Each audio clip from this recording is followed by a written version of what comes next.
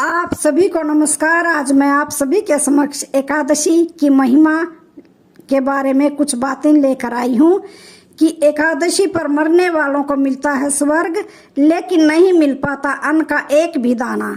जाने क्यों रहना पड़ता है भूखा। एकादशी के दिन भगवान विष्णु की विधिवत रूप से पूजा अर्चना और पितरों के नाम का श्राद्ध व दान करने का विशेष महत्व होता है। एकादशी के मौके पर आज मैं आपको बताऊंगी कि आखिर एकादशी के दिन स्वर्ग लोक पहुंचने वाली आत्मा को भूखा क्यों रहना पड़ता है। पितृपक्ष चल रहे हैं और इन दिनों पितरों के नाम का श्राद्ध क्रम दान और तर्पण करने का विधान है। शास्त्रों व पुराणों के अनुसार पितृपक्ष में पितरों के नाम का श्राद्ध क्रम करने से पितर प्रसन्न होते हैं और पितर दोष से भी मुक्ति मिलती है। गरुड़ पुराण के अनुसार एकादशी का व्रत रखने वाले व्यक्ति की अगर मृत्यु एकादशी के दिन हो जाए तो उसकी आत्मा सीधे स्वर्ग लोक में जाती है और व्यक्ति जन्म मरण के बंधन से मुक्त होकर मोक्ष को प्राप्त करता है। लेकिन एकादशी के दिन मृत्यु होने वाली आत्मा को स्वर्ग लोक में भूखा रहना पड़ता है। तो आइए जानते हैं आखिर ऐसा क्यों है। परिजनों के बीच भटकती है आत्मा। गरुड़ पुराण समेत अन्य पुराणों में बताया गया है कि जब किसी व्यक्ति की मृत्यु हो जाती है तो यमदूत उस आत्मा को अपने साथ यमलोक लेकर जाते हैं, जहां उसके पाप व पुण्य के कर्मों का लेखा जोखा होता है। फिर 24 घंटे बाद ही आत्मा को उसके घर वापस छोड़ देते हैं। यमदूत द्वारा छोड़े जाने के बाद मृत व्यक्ति की आत्मा अपने परिजनों के बीच में भटकती रहती है और परिजनों को पुकारती है, लेकिन उस आत्मा को कोई सुन नहीं सकता। परिजनों के रोते बिलखते देखकर आत्मा फिर से अपने शरीर में प्रवेश करने की कोशिश करती है, लेकिन यमदूतों के पास में बंधे होने के कारण आत्मा ऐसा नहीं कर पाती। इसलिए एकादशी के दिन आत्मा को रहना पड़ता है भूखा। एकादशी के दिन जिस व्यक्ति की मृत्यु हो जाती है वह सीधे स्वर्ग लोक में जाती है, लेकिन उनको वहां पर इस दिन भूखा ही रहना पड़ता है। गरुड़ समेत अन्य पुराण के अनुसार एकादशी के दिन स्वर्ग समेत सभी लोकों में भंडारा बंद रहता है, जिसकी वजह से इस दिन आत्मा को इस दिन भूखा रहना पड़ता है। इस दिन स्वर्ग लोक में सभी एकादशी का व्रत रखते हैं। हालांकि व्यक्ति से जुड़े पाप व पुण्य के लेखा जोखा समेत सभी कार्य किए जाते हैं, लेकिन इस दिन भोजन किसी को नहीं मिलता है। स्वर्ग लोक की तरह बैकुंठ धाम में भी भंडारा बंद रहता है और भगवान विष्णु व माता लक्ष्मी समेत बैकुंठ धाम में रहने वाले सभी एकादशी का व्रत करते हैं। इंदिरा एकादशी का महत्व। पितृपक्ष में आने वाली एकादशी तिथि को इंदिरा एकादशी के नाम से जाना जाता है। इस दिन एकादशी का उपवास करना चाहिए और विधिवत रूप से भगवान विष्णु और माता लक्ष्मी की पूजा अर्चना करनी चाहिए। साथ ही इस दिन पितरों के नाम का दान व श्राद्ध क्रम का करने का विशेष महत्व है। ऐसा करने से भगवान विष्णु के साथ साथ पितरों का भी आशीर्वाद मिलता है। धार्मिक मान्यताओं के अनुसार इंदिरा एकादशी का व्रत करने और पितरों की पूजा करने से 7 पीढ़ियों के पितर तृप्त हो जाते हैं और परिवार में सुख शांति और समृद्धि बनी रहती है। जन्म मरण के बंधन से मुक्त हो जाता है व्यक्ति। गीता में बताया गया है कि माह के 30 दिनों को चंद्र के घटने व बढ़ने के अनुसार 15-15 दिन में बांटा गया है। 15 दिन को शुक्ल पक्ष और 15 दिन को कृष्ण पक्ष कहते हैं। जब चंद्रमा बढ़ने लगता है उसको शुक्ल पक्ष और जब चंद्रमा घटने लगता है तो उसको कृष्ण पक्ष कहते हैं।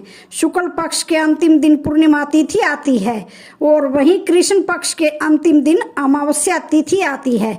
शास्त्रों में बताया गया है शुक्ल पक्ष के 15 दिन देवताओं के दिन माने जाते हैं, वहीं कृष्ण पक्ष के 15 दिन पितरों के दिन माने जाते हैं। देवताओं के दिन को उत्तरायण और पितरों के दिन को दक्षिणायन काल कहते हैं।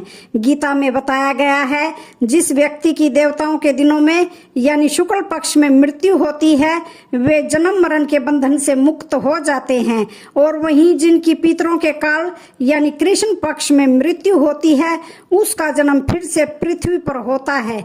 पितृपक्ष की एकादशी को इंदिरा एकादशी के नाम से भी जाना जाता है और इस दिन श्राद्ध किया जाता है।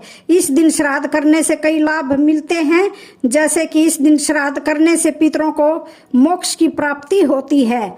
इस दिन श्राद्ध करने से 7 पीढ़ियों तक के पितर तृप्त हो जाते हैं। इस दिन श्राद्ध करने से परिवार में सुख शांति और समृद्धि बनी रहती है। इस दिन श्राद्ध करने से दिव्यांगत लोगों की आत्मा को शांति मिलती है।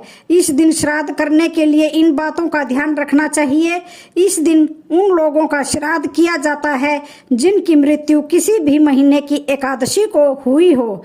इस दिन उन लोगों का भी श्राद्ध किया जा सकता है जिनका संन्यास धारण करने के बाद निधन हो गया हो। इस दिन पितरों के लिए तर्पण करना चाहिए। इस दिन ब्राह्मणों को भोजन कराना चाहिए और उनका आशीर्वाद लेना चाहिए। इस दिन गाय, कुत्ते और चींटियों को भी भोजन खिलाना चाहिए। इस दिन तिल, अन्न, चावल और दूध का दान करना चाहिए। इस दिन कौवे को भी भोजन कराना चाहिए। इस दिन गरुड़ पुराण का पाठ करना चाहिए। इस दिन जरूरतमंद लोगों को अनाज, धन, जूते, चप्पल, कपड़े, खाना दाना करना चाहिए। आइए जानते हैं यहाँ पितरों के उद्धार के लिए एकादशी पर क्या क्या कर्म करें। एकादशी का श्राद्ध करने से पितरों को अधोगति से मुक्ति मिलती है तथा सदगति प्राप्त होती है।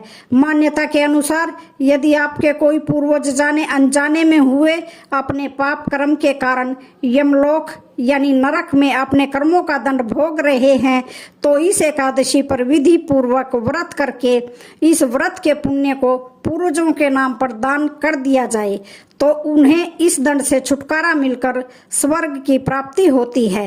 एकादशी तिथि का श्राद्ध करने से ऋषि और सन्यासियों को आशीर्वाद मिलता है।